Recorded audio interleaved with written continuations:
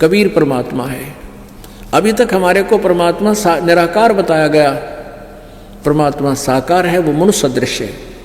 जिन महापुरुषों ने परमात्मा का साक्षात्कार हुआ उन महापुरुषों ने आंखों देखा भगवान का सारा विवरण अपनी अमृतवाणी में किया। वो एफिडेविट अपने लिख कर चले गए, कबीर इज गॉड। वो कबीर परमात्मा है जो धानक दुल्हा रूप में आया था। तो उनमें से आदरणीय गरीबदास साहिब जिसकी अमरवाणी दास आपको रह रहकर सुनाता है, गरीबदास जी भी उनमें से एक प्रत्यक्ष दृष्टा संतों में से हैं। उन्होंने बताया कि हम सुल्तानी नानक तारे दादू को उपदेश दिया, जात जुलाहा भेद न पाया, वो काशी माहे कबीर हुआ। अब पुण्यात्माओं, अभी मीराबाई का प्रकरण थोड़ा अधूरा रह जाता है। मीराबाई जो है पहले प्रथम रविदास जी से उपदेश लिया, फिर रविदास जी ने उसको स्पष्ट बता दिया कि ऐसे ऐसे कहानी थी, अब तो आपने कल्याण चाहिए बेटी, ये परमात्मा आ रहे हैं, कबीर जी से उपदेश ले। अब मीराबाई घर से निकल गई थी, वृंदावन में चली गई। वृंदावन में श्री कृष्ण के लिए नहीं गई थी, क्योंकि घर में तो उसका रोज कोई न कोई समस्या पैदा वो कर ही रहा था। उसने सोची ये भक्ति नहीं करने देगा मेरे को, तो वहाँ जाकर वृंदावन में रहने लगी। वहाँ परमात्मा कबीर जी फिर प्रकट हुए, रविदास जी को साथ लेकर गए। वहाँ ये नहीं दिखा कि हम मीराबाई के लिए आए हैं, कहीं और बैठ कर सत्संग करने लग गए। मीराबाई भी चली गई, उन्हें देख लिया गुरुजी आए हैं, गुरुजी के चरण छुए। उन्होंने पूछा बेटी यहाँ कैसे, कि महाराज जैसे ऐसे आगे मैं तो उस निकम्मे राजा को छोड़े, राजा के लोग को छोड़े, राज को त्याग गई। वहाँ मेरे को बहुत दुखी कर रखा था।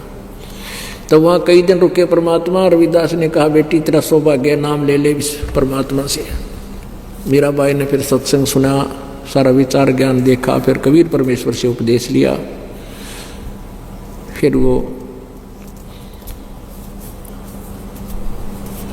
कहते मीरा जी को फिर सतगुरु मिले कबीर।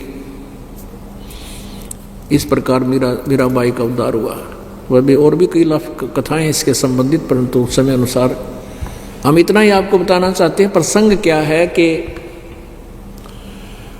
हम लोग लाज में आके वह लक्ष्मण रेखा लांघ जाते हैं, और लक्ष्मण रेखा लांघ देने से यानी मर्यादा तोड़ देने से हमें सीता की तरह घना दुख उठाना पड़ता है। पुण्यात्माओं, एक लक्ष्मण रेखा हमने सतलोक में लांघी थी, वह मर्यादा तोड़ी थी, अपने परमपिता से हटकर हमने इस काल में मन फंसाया था। अब हम उस मर्यादा को उल्लंघन करने से आज कितना कष्ट उठा रहे हैं। इस काल के इस नौलखा बाग में, 21 ब्रह्मांड में हमें कितनी यातना दी जा रही है। किसी का बेटा मर गया, किसी की बेटी मर गई, किसी का दामाद मर गया, किसी की टांग कट गई, किसी का हाथ टूट गया, कट गया है। ना जाने कितने प्रकार के कष्ट आपके ऊपर हैं। कोई कैंसर से पीड़ित है, कोई किसी प्रकार है। पुण्यात्माओं, हमने फिर वापस अपने भगवान के पास जाना है, पति के पास जाना है। अब पुण्यात्माओं, हनुमान जी को श्री रामचंद्र जी ने, यानी वैसे तो 10 दिशा को खोज हो रही थी, हनुमान जी कुदरती पहुंच गए लंका में, और वहां जाकर देखा सीता जी मिल गई। पता लग गया कि सीता ये है। तो सारी वार्ता होगी। सीता जी ने कहा, हनुमान जी ने कहा माता मैं कुछ आहार करूंगा, भूख लगी है। सीता जी ने कहा भाई इस बाग में तो फल तोड़ के भी ना खाइए हनुमान, ना तो मेरी पिटाई हो जाएगी। नीचे कोई पड़ा हो ना वृक्ष टूट के, वो खा लिए मेरा भाई। मुझे भी इतना ही आदेश है, मैं तोड़ के नहीं खा सकती यहाँ से। नू कह आख्या माँ पानी भराए और मैले कुचले कपड़े पहने बैठी, उतरा हुआ चेहरा, बहुत दुखी, और कहा हनुमान श्री राम ने कह दिए मैं उसके वियोग में दिन काट रही हूँ कि आवेंगे मुझे ले जाएंगे। उससे पहले क्या देखा था हनुमान जी ने ऊपर वृक्ष पर बैठा था, छोटा रूप धारण करके, सिंपल से बंदर का। रावण आया, रावण ने बहुत यातना दी कि तू मेरी पत्नी बन जा, स्वीकार कर ले। रावण को एक श्राप लगा हुआ था किसी देव का कि तू अगर किसी औरत से बलात्कार करेगा उसी दिन तेरी मृत्यु हो जाएगी। उसकी सहमति से करेगा तो तुझे, वो तो पाप तो था ही लेकिन तू मरेगा नहीं। तो इसलिए सीता को वो सहमत करना चाहता था, लेकिन सीता ने कहा कि रावण ये जान जा सकती है, इसको रामचंद्र के अतिरिक्त कोई छू नहीं सकता इस मेरे शरीर को। इस तरह की वार्ता सुन ली थी हनुमान जी ने। फिर वो रावण चला गया था कि तुझे 1 हफ्ते का समय देता हूँ, सोच ले। वो कह रही थी बेशक कितने हफ्ते का दे, हमने सोच रखे है। तब वो आके उसने कहा माँ, उसको पता लग गया कि तो बहुत तंग किया जा रही है की जा रही। तो माई ने तो ये कहा था भाई नीचे झटका कोई पड़ गया, वृक्ष के नीचे फल खा लिए, तोड़ के मत खाना। हनुमान तो भाई सूरवीर था, उस पर ना देखा गया। अभी से निकम्मे ऐसे दुखी कर रहे हैं।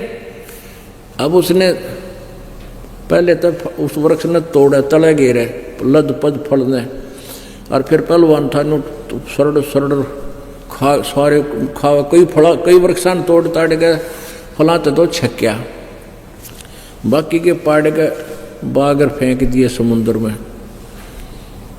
रावण को पता लग गया कि एक बानर आया हुआ है, ऐसे ऐसे उद्मस्ता रहा है।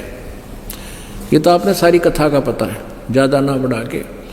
फिर वो वापस आ गए, सीता जी को अंगूठी दे आए, उनसे कंगन दे आए जो श्री राम पहचान सकते थे। सारी बात होगी। अब और कथा ना सुनाना चाहता, दास जो कहना चाहता है। अब रामचंद्र जी को हनुमान जी ने बताया कि भगवान सीता जी मिल गई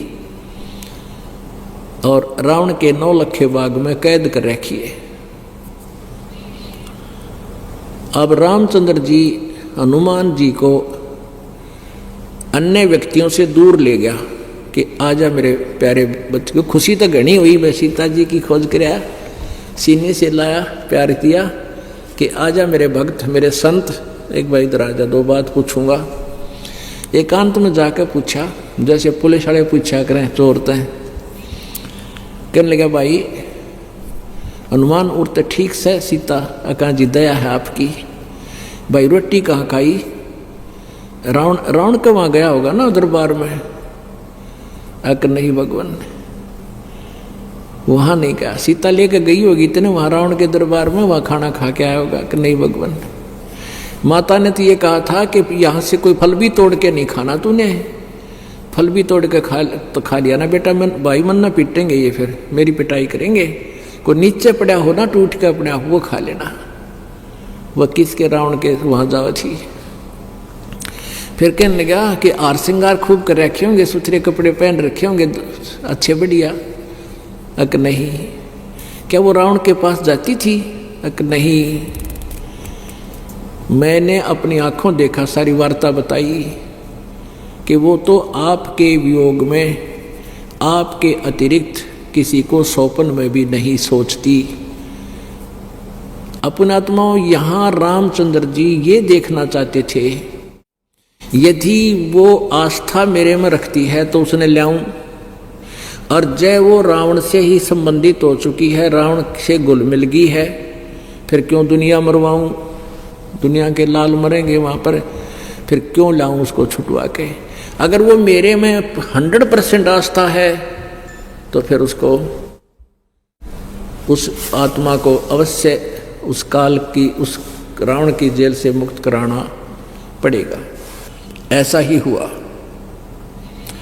अब पुण्य आत्माओं, हम यहाँ उस काल के लोक में फंस गया के, और अभी तक हम तो अज्ञानता, मालिक को पता है कि हम अज्ञानता से इनको अपना मालिक मान बैठे थे। अब पता लग गया कि ये हमारे स्वामी नहीं हैं, यहाँ हमारा वो पति नहीं है, ये हमारा पति सतलोक में है, और वो हमें तभी ले जाएगा जब हम उसके अंदर सीता की तरह आस्था कर लेंगे। हम पति भर्ता पद से गिरे थे, हम पुनः उसी स्थिति में आ जाएंगे जैसे हम काल में आस्था इतनी कर ली थी इस ज्योति निरंजन में, हम अपने मालिक से भी विमुख हो गए थे, एक नहीं मानी उनकी। इतनी प्रबल इसमें आस्था थी, इतनी ही प्रबल आस्था अब हमारी उस परम पिता में हो जाएगी, तब वो हमें यहाँ से लेकर जाएगा।